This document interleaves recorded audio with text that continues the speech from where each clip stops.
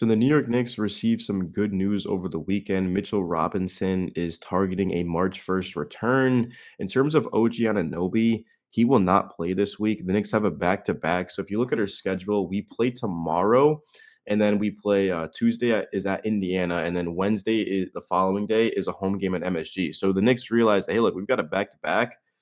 I mean, those 2 teams aren't the best in the world. I mean, you love to have OG, but let's just rest him, give him that additional 10 plus days rest, and then bring him back following the All-Star game, which is the right decision. But the thing with OG is that it's just a very interesting injury because, first of all, at first they got it wrong, and then they realized, oh, it wasn't a foot injury or whatever.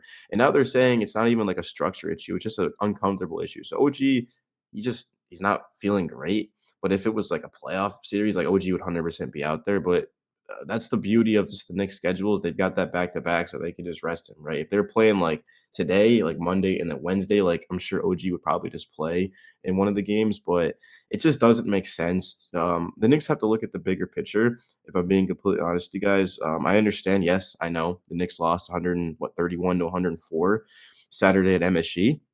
But I did say in my video literally the day before that if the Knicks lose by 30 against the Celtics, it literally means nothing. It really does. It's a regular season game. OG's out. Mitch is out. Yeah, I know. Joel, I didn't play. Porzingis didn't play. But until I see a fully healthy Knicks team, nothing matters, right? Like the Knicks are constructed to be able to win a championship, but they need everyone out there. They can't be missing pieces. But I will say that the Knicks are far away from winning a championship, man. They could still get there before the playoffs, but right now, I don't even think they're close. Like they've got a lot of work to do, but they're 34 and 18, the third seed in the East. They'll be all right, man. They'll be all right. But yeah, just in terms of I'm something in my eye, bro. It's crazy. But anything else to add? I mean, yeah, the Knicks, once they traded Jericho Sims, I think we can all agree that Mitch was 100% staying. And just looking at what Mitch did last season, he averaged 5.6 points, 8.5 rebounds, 1.2 steals, and 1.1 blocks, now over 24.8 minutes per game. So not like he was playing 34 minutes a game. 25 minutes to produce those stats is very impressive. He also shot 57.5% from the floor. Now, the Knicks are hoping to get rookie season Mitchell Robinson back. He averaged 2.4 blocks, shot 69.4% from the field in just under 21 minutes per game. He also is very, very reliable, very durable, available. So the Knicks are hoping to get that Mitch back. Now, the best Mitch we've seen was definitely in the playoffs last season, going up against Embiid. I mean, that was dominant Mitch. And then of course he grabbed him, his leg or lower leg, and we all know what happened at the point Mitch had to get surgery. But yeah, we're looking at OG though. He's going to get an additional 12 days of rest if he waits until February 20th, which is a home game against the Bulls, which I do think the Knicks will do. It was a sprained right foot, and then they said it's a toe issue. It's more of an irritating injury rather than something structural, which is definitely very good news for the Knicks. And OG's averaging 16-4, actually 16-5 and 2 in 36.3 minutes. I will say that, and I talked about this in my last video, if you guys saw it, the buyout one. The Knicks are they're using their wings way too much. McHale's first in minutes, OG and Hart second and third in minutes. So they need a wing out there that can take some of the pressure off of these guys, which is exactly why I think March 1st, the Knicks are going to sign TJ Warren to their active roster. He's a wing that can shoot, that can score, that has playoff experience, been in some big moments. So yeah, I'm excited about that. Some other things about the Knicks is that you just look at the centers that were available at the trade deadline: Nick Claxton, Walker Kessler, Miles Turner, Clint Capella. None of them were traded. The only guy that actually was traded was Jonas Valanciunas for 2 seconds, which I did say in my video that if the Knicks want Jonas, they can get him. They can trade 2 seconds, but financially speaking, the Knicks just didn't have the money to do that. Like the Knicks can't even sign a free agent until February 28th, and they can't be making more than 12.8 million at the time before they were bought out, which means no Ben Simmons, no Bruce Brown, some other guys as well. So we're looking realistically at the Knicks signing Daniel Tice. I'm talking about like TJ Warren, who's another guy. We're looking at like a Taj Gibson, a PJ Tucker, like those type of players. Seth Curry. I mean, I know the Knicks aren't going to bring in a guard, but like if Seth does get bought out, the Knicks could financially bring him in. He's shooting 45% from three. So there's definitely options, but there's not many options. So it'll be interesting to see what the Knicks do. But that's kind of what they signed themselves up for when they traded for Cat. Because I mean, Cat's making a lot of money. Brunson's on a pay cut too. Like Jalen Brunson took one of the biggest pay cuts we've seen by a superstar.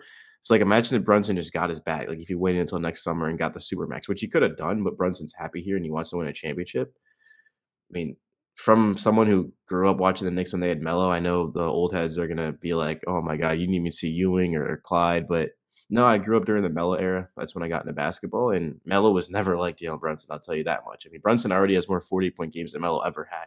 Brunson's been here for 3 seasons, not even 3 full seasons, but also just the leadership aspect. And I love Melo too. Melo's like one of my favorite players, but just we didn't have that, right, with Carmelo. So now to have a Brunson's great.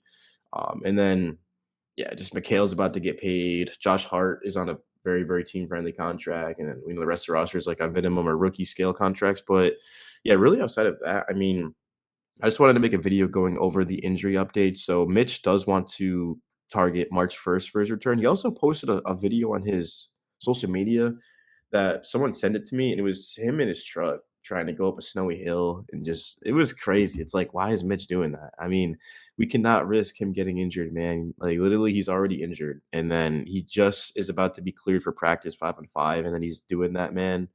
But at the same time, although I think it's really stupid, it's kind of funny too because for somebody who grew up in the East Coast and snow and ice and all that, like I definitely had my fair share of fun. So I guess I can't be hypocritical. But yeah, the Knicks got blown out of the water by the Celtics. I mean, it was disgusting.